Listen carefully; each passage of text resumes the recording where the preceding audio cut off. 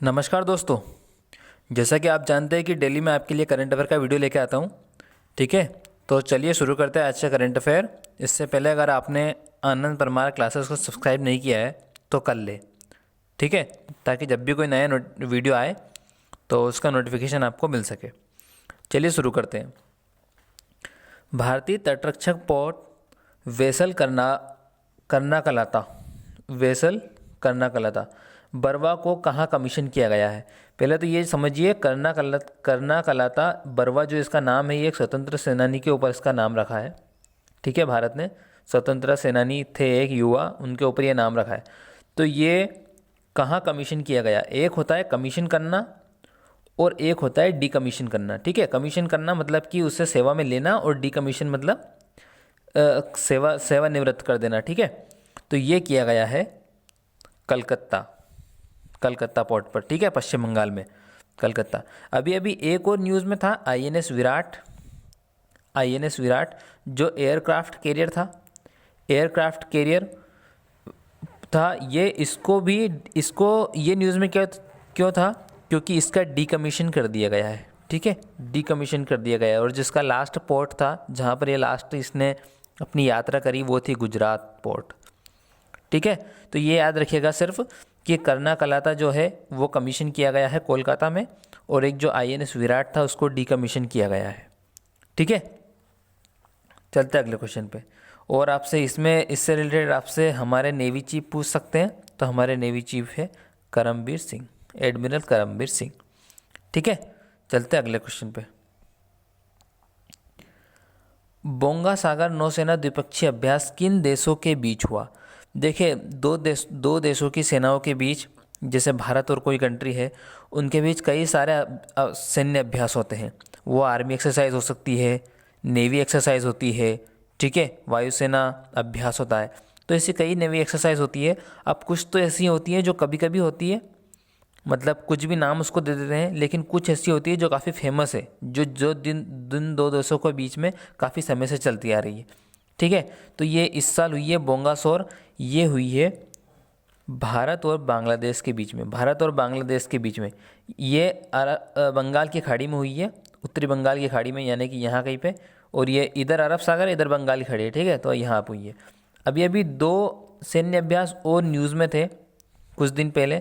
एक था जो हमने जापान के साथ किया था, उसका नाम था जीमैक्स, और एक हमने ऑस्ट्रेलिया के साथ किया था, उसका नाम था पैसेज। ठीक है, तो जीमैक्स और पैसेज, तो जीमैक्स जो है वो हमने किया था उत्तरी अरब सागर में, और जो पैसेज है वो किया था हमने पूर्वी हिंद महासागर में। ठीक है, पूर्वी हिंद महासागर में।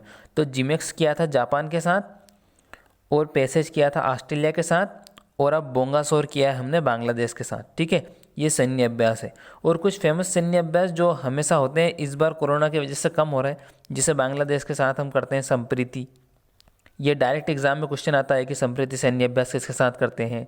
सूर्य किरण सैन्य अभ्यास हम किसके साथ करते हैं, तो नेपाल के साथ। गरुड़ शक्ति हम किसके साथ करते हैं, इंडोनेशिया के साथ। ठीक है, ये डायरेक्ट क्वेश्चन आते हैं।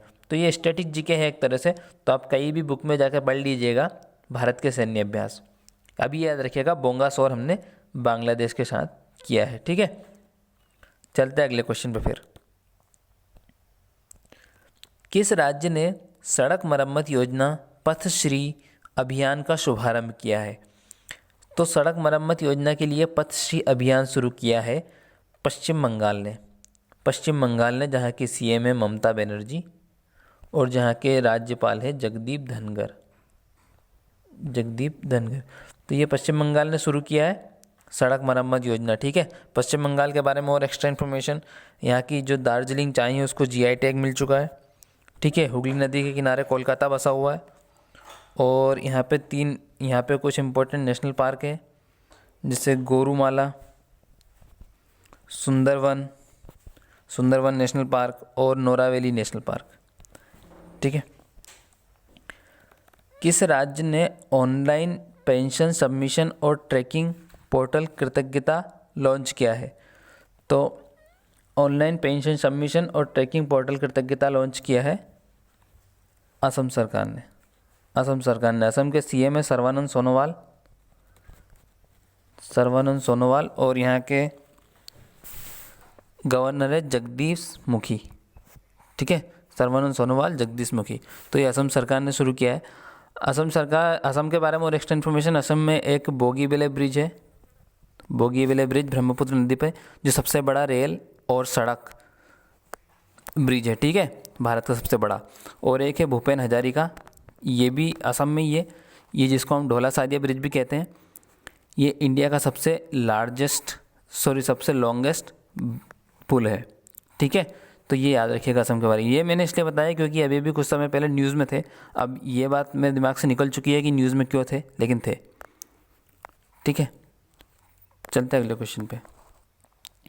किस राज्य में प्रधानमंत्री नरेंद्र मोदी ने अटल टनल का उद्घाटन किया है? अटल टनल जिसकी जो नींव थी वो रखी थी अटल बिहारी वाजपेयी ने।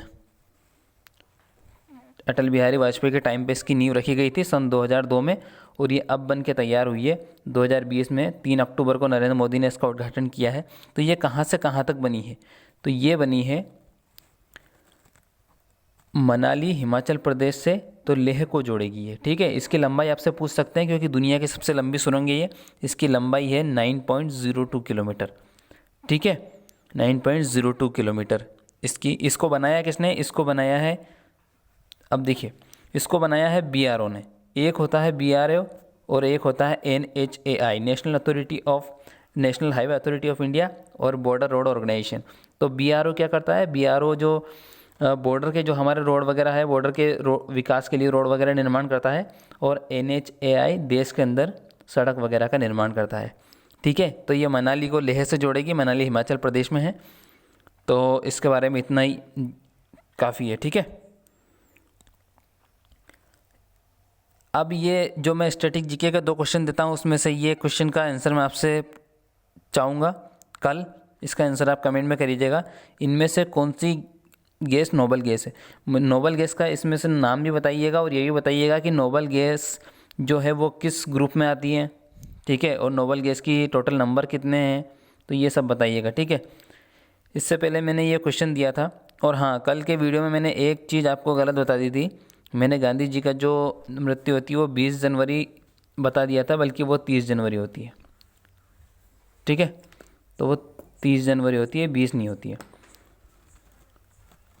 अभी उस दिन का स्टैटिक क्वेश्चन, फीफा 2020 कहाँ आयोजित किया जाएगा? तो ये किया जाएगा कतर में।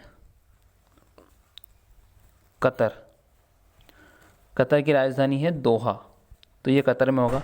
अब फीफा जो होगा, जो फीफा वर्ल्ड कप होते हैं, उसमें आपको एक तो ये याद रखना है कि पहले वाला कब हुआ था, किसने जीता, और एक जो आने वाला है वो कब होगा और कहाँ होगा। तो ठीक है, तो हर 4 साल बाद होता है। 2018 का हुआ था फीफा रशिया में, और इसको फ्रांस ने जीता था क्रोएशिया को हरा के। ठीक है, 2018 में रशिया में हुआ था, फ्रांस ने जीता था क्रोएशिया को हरा के। और अब 2022वां कतर में होगा। ठीक है, इसी तरह ये क्वेश्चन 4 साल में एक बार ही इस तरह के करंट अफेयर बनते हैं। एक बनता है कि ओलंपिक, ठीक है, एक ओलंपिक में बनता है। तो जैसे आप जानते हैं ओलंपिक 2020 में होने वाला था, टोक्यो ओलंपिक, लेकिन ये कोरोना की वजह से आगे बढ़ गया। अब ये होगा 2021 में। तो टोक्यो ओलंपिक 2021 में होगा। इसके पहले कब हुआ था? 2020 में होने वाला था, इसका मतलब कि 4 साल पहले हुआ होगा। तो 2016 में हुआ था ये रियो डी जेनेरा ब्राज़ील में। ठीक है, तो फीफा हो गया, ओलंपिक हो गया, और एक और इम्पोर्टेंट है आपके लिए आईसीसी ODI वर्ल्ड कप होते हैं जो 4 साल में, ये भी बहुत इंपॉर्टेंट होते हैं।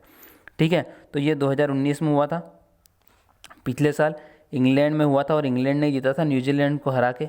ठीक है, याद है आपको सुपर ओवर वगैरह हुए थे। तो और अब होगा ये 2023 में। 2023 में इसकी मेज़बानी कौन करेगा? भारत। ठीक है, 2023 में इसके भारत मेज़बानी करेगा। भारत चौथी बार इसकी मेज़बानी कर रहा है। ठीक है, 2011 में भी करी थी हमने, जो हम जीते थे। तो आज की वीडियो में इतना ही। वीडियो कैसा लगा कमेंट करके बताइएगा, और जिस तरह इसमें ज्योति मीना और जया शर्मा वगैरह लोग आंसर देते हैं कमेंट में, उस तरह आप भी दीजिएगा, ताकि इससे आपके क्वेश्चन एकदम पक्का हो जाए। ठीक है, तो ठीक, फिर वीडियो को शेयर कीजिए, लाइक कीजिए।